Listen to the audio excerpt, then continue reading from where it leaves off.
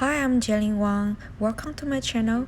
Today we're gonna talk about unpacking the word readiness standards for learning language.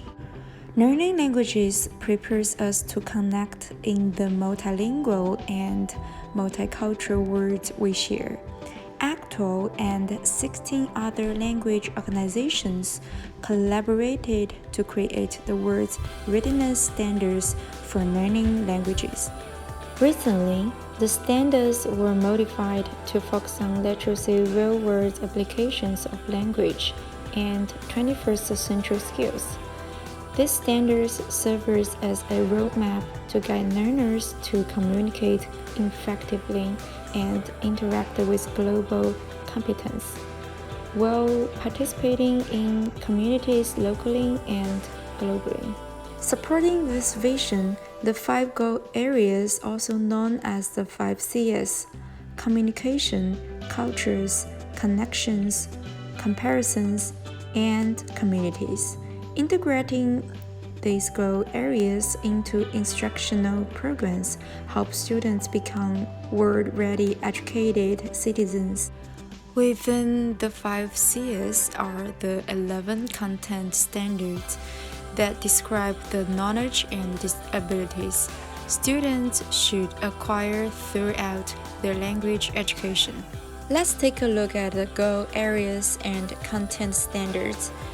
The communication goal is divided into 3 content standards describing the 3 models or purpose of communication. The interpersonal model for interacting with others has a negotiating meaning. The interpretive model for understanding and analyzing what is heard, read, or viewed, and the presentational model for creating messages to inform, explain, pursue, or narrate. Every model addressed how learners speak, listening, review, and use media anytime, anywhere, with anyone. How can we measure student growth toward this goal? The word readiness standards include simple performance indicators that allow students and teachers to reflect on and track progress in all 3 models of communication. Using can-do statements, these statements describe real-life applications of language, showing that learners can do at each stage from novice to intermediate to advanced. And now let's talk about the other forces. In the cultures and comparisons content standards, students use the target language to investigate, explain, and reflect on aspects of language and how cultural perspectives influence our practices and products.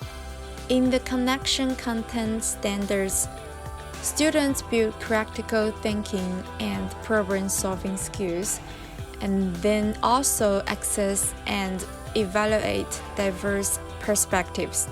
In the community's content standards, students use the language within and beyond the classroom, as well as set goals and reflect on their progress.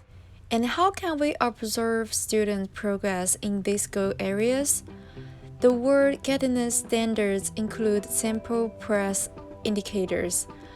Sample progress indicators are specific to student age and language level, acknowledging that learners' cognitive and maturity levels may not match their language abilities. This means that even though learners at the same proficiency level have similar language abilities, the tests they perform with the language change based on their age, experience, and interests. In review, the word readiness standards are organized around the 5 Cs with simple performance indicators for identifying what learners can do in communication and simple progress indicators, demonstrating a wide variety of applications using language. Combined, These elementaries show us what learners should now be able to do and how well they can do it. The standards help learners understand their growing ability to communicate effectively and interact with global competence, and provide language educators at all levels a clear roadmap to follow in order to guide their students to place of the world guidance. Let's take a look about my performance assessment. The assessment for this project is for students to explore and analyze familiar hero and villains, develop their own superhero, and describe this new superhero in Chinese. For this activity, I will have my class break up into small groups of 3 or 4 and work collaboratively.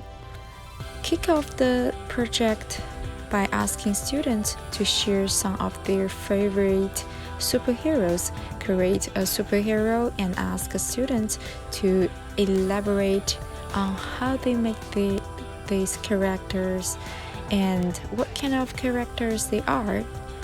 After the display or as a homework, have students write an essay about why they make this superhero. They will read them in the class and vote the most popular superhero. For design and plan for the project, we have lesson structure, explain objectives of the unit, create a schedule for student feedback, monitor the progress of the project, and final feedback.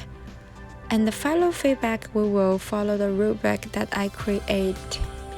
So here's a way to create your superhero. First, establish a situation and introduce character. Description to develop experiences and features of the characters. Then use a variety of transitional words and phrases. Use concrete words and phrases. Then the last is provide a conclusion on why you created the character.